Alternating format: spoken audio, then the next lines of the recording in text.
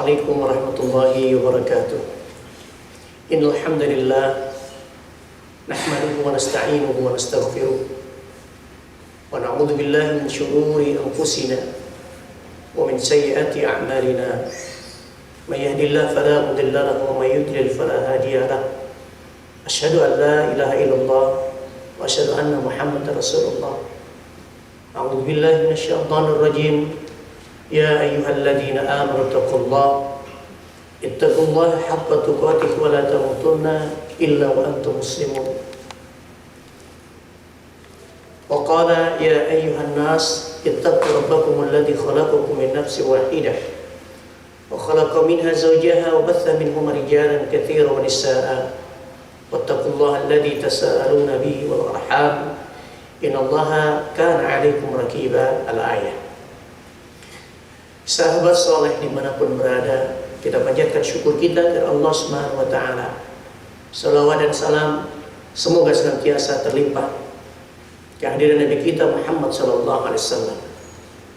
Sahabat soleh dimanapun berada, mari kita gunakan kesempatan yang singkat ini untuk kembali merecharge, memberikan energi positif dalam kehidupan kita, agar amal ibadah kita di bulan Ramadan benar-benar berkualitas dan benar-benar mampu memberikan perubahan pada diri kita ke arah yang lebih baik.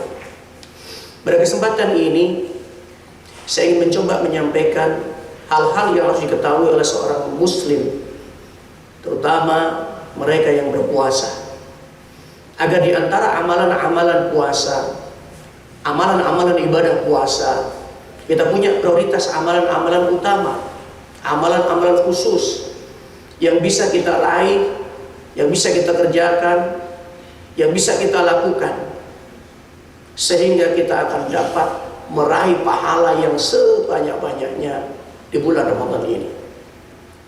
Di antara amalan-amalan itu yang pertama tentunya adalah siyam, yaitu puasa Ramadan, dengan menjalankan segala hal yang diwajibkan, yang disunnahkan, bahkan meninggalkan apa yang dapat membatalkan dan termasuk dalamnya mengurangi nilai-nilai puasa.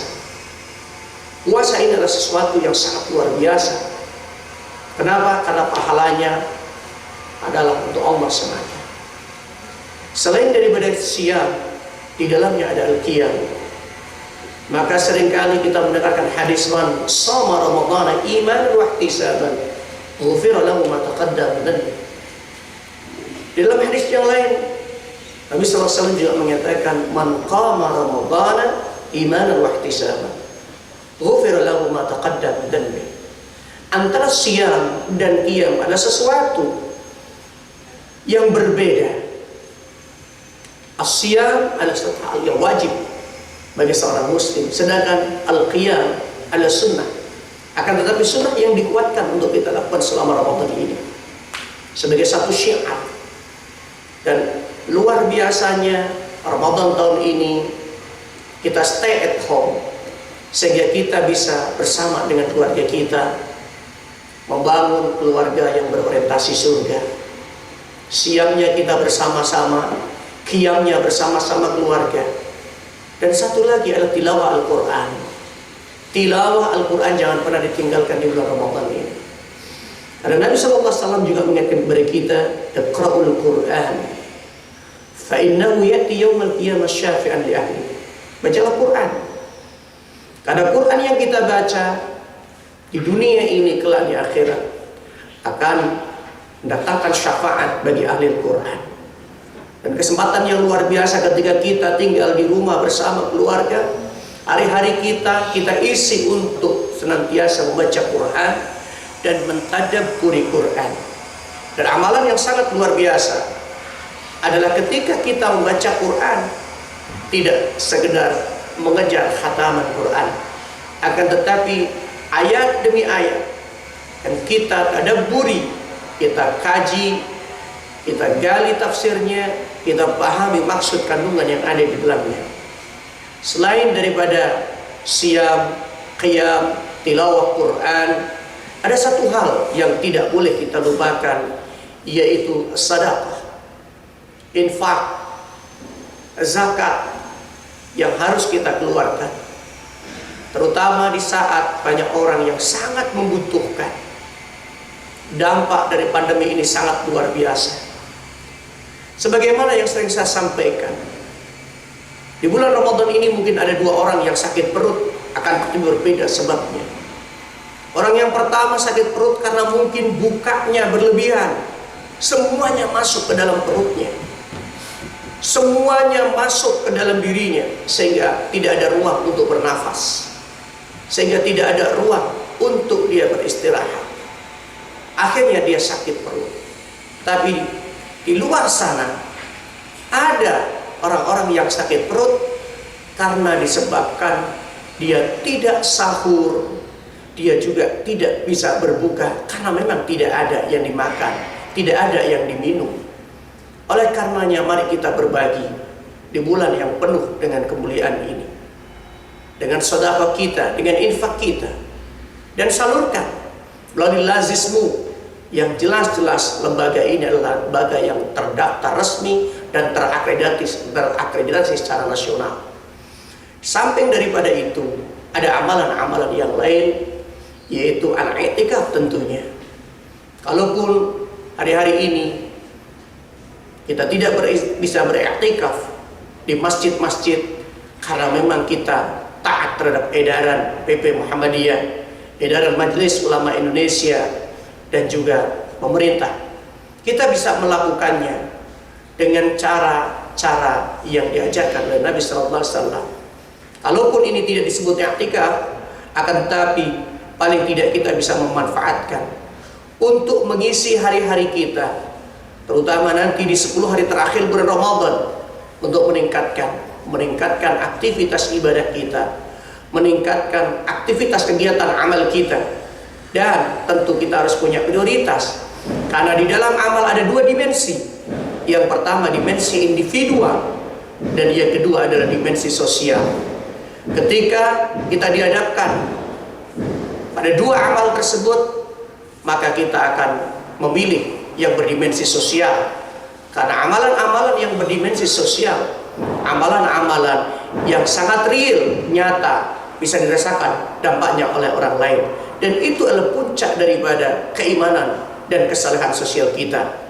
Dan puncak daripada keimanan kita, puncak daripada tauhid kita adalah ibadah sosial, sehingga kita tidak hanya baik hubungannya dengan Allah, tapi juga hubungannya baik kepada sesama makhluk Allah Subhanahu wa taala. Saudara saleh yang dirahmati Allah Subhanahu wa taala, oleh karenanya mari kita harus punya prioritas amalan-amal khusus kita. Kalaupun kita tidak bisa melakukan semuanya, maka paling tidak kita bisa melakukan. Kalau kita tidak bisa meraih puasanya dengan maksimal, paling tidak kita bisa melaksanakan qiyam lailnya dengan maksimal. Kalaupun puasanya, kalaupun kemudian siamnya tidak maksimal, qiyamnya tidak maksimal, maka sedekahnya, tilawah Qur'annya itu bisa kita maksimalkan, sehingga tidak ada yang terlewatkan di Ramadan tahun ini dari amalan-amalan prioritas itu, kecuali kita meraihnya. Syukur alhamdulillah kalau kemudian kita bisa meraih semuanya. Puasa kita maksimal, qiyamul lail kita maksimal, tilawah Quran kita maksimal, dan kemudian sedekahnya, infaknya, zakatnya kita maksimal, i'tikafnya kita maksimal, maka subhanallah, apa yang menjadi tujuan puasa, yaitu terbentuknya manusia yang bertakwa kepada Allah Subhanahu wa taala, akan bisa merubah diri kita menjadi pribadi-pribadi takwa dengan karakter sifat yang melekat pada diri kita. Tentunya kehidupan kita ke depan akan jauh lebih baik. Tentunya kehidupan kita akan jauh lebih dekat kepada Allah Subhanahu wa taala. Tentunya orientasi kita akan jauh lebih jelas dibanding sebelumnya. Dan puncaknya adalah ketika kita bisa menerapkan itu dalam kehidupan keluarga kita, kita menerapkan itu dalam kehidupan lingkungan masyarakat kita, maka mimpi kita, doa kita, harapan kita untuk membentuk baldatun thayyibatun wa rabbun ghafur, membentuk masyarakat Islam yang sebenar-benarnya sesuai dengan cita-cita Muhammadiyah, insya Allah akan bisa kita mulai dari rumah tangga kita masing-masing. Maka saudara sekalian rahmat Allah, jangan pernah berhenti berdoa, berusaha untuk memperbaiki diri kita ke depan agar kita jauh lebih baik. Terus meminta kepada Allah Subhanahu wa taala, terus bina keluarga kita, bina masyarakat kita, berikan pencerahan-pencerahan yang sangat-sangat dibutuhkan oleh masyarakat kita, sehingga kita akan mendapatkan lingkungan yang baik, keluarga yang baik, lingkungan masyarakat yang baik, dan semuanya akan menjadi baik insya Allah. Sebagai seorang muslim, kita diingatkan oleh Allah Subhanahu wa taala, wala tayasu min rauhillah, jangan pernah berputus asa dari rahmat Allah Subhanahu wa taala. Tugas kita adalah berdakwah, tugas kita adalah menyampaikan, tugas kita adalah menyeru, tugas kita adalah mengajar, dan hidayah kita kembalikan kepada Allah Subhanahu wa taala. Kalaupun ada di luar sana orang yang belum mampu berpuasa, atau memang dia tidak mau berpuasa, ada di luar sana orang yang tidak mau qiyamul lail, ada di luar sana orang yang tidak mau sedekah tapi selalu berharap diberi sedekah, ada di luar sana orang yang tidak pernah bisa i'tikaf. Mari kita doakan, jangan celah mereka, jangan bully mereka, kita doakan. Mudah-mudahan kalaupun tahun ini belum bisa, di tahun-tahun berikutnya hidayah Allah akan menyapa mereka. Kalaupun tahun ini kita belum bisa memperbaiki diri kita secara maksimal, mudah-mudahan kita dikasih panjang umur oleh Allah Subhanahu wa taala, dan tahun depan mudah-mudahan Allah memberikan kesempatan yang terbaik, sehingga melalui asbab tangan-tangan kita, sentuhan lisan kita, nasihat-nasihat kita, pencerahan dari kita, kemudian Allah turunkan asbab hidayah untuk mereka. Karena kita tidak tahu di antara nasihat kita, di antara pencerahan yang kita berikan kepada mereka, dan di antara doa-doa kita, mana yang sampai kepada Allah Subhanahu wa taala, sehingga dengan nasihat itu, dengan doa itu, kemudian Allah Subhanahu wa taala menurunkan hidayah pada setiap jiwa-jiwa yang gersang, pada jiwa-jiwa yang ongat, pada jiwa-jiwa yang belum tersentuh oleh dakwah sekalipun. Ketika Allah menghendaki, maka Allah akan memberikan hidayah kepada mereka. May yahdillah fala mudhillalah wa may yudlil fala hadiyalah. Inilah yang harus kita lakukan sepanjang Ramadan tahun ini. Mudah-mudahan dengan ini semua kita akan mendapatkan hal-hal yang kita harapkan, hal-hal yang kita impikan, yang harapan dari setiap muslim, harapan dari setiap orang-orang yang beriman, sehingga tentunya kita akan mendapatkan hasil yang maksimal, yaitu orang-orang yang bertakwa kepada Allah Subhanahu wa taala, yang tidak sekedar saleh pada pribadinya, tapi juga mempunyai kesalehan sosial, yang tidak hanya ego di dalam beragama, akan tapi juga memperhatikan hal-hal yang perlu diperhatikan dalam lingkungannya. Saudara sekalian yang dirahmati Allah Subhanahu wa taala, ini saja yang bisa sampaikan. Setidaknya ada beberapa amalan utama yang dari awal saya sampaikan. Ringkasnya, maksimalkan puasa kita, maksimalkan qiyamul lail kita, maksimalkan tilawah Quran kita, maksimalkan infak dan sedekah kita, dan maksimalkan i'tikaf kita nanti pada akhir Ramadan, dan insya Allah kita akan meraih derajat takwa sebagaimana yang diharapkan oleh Allah Subhanahu wa taala. Akhiru da'wana, terima kasih atas segala perhatian, mohon maaf atas segala kekurangannya. Billahi taufiq wal hidayah, nasrun minallah wa fathun qarib. Wassalamualaikum warahmatullahi wabarakatuh.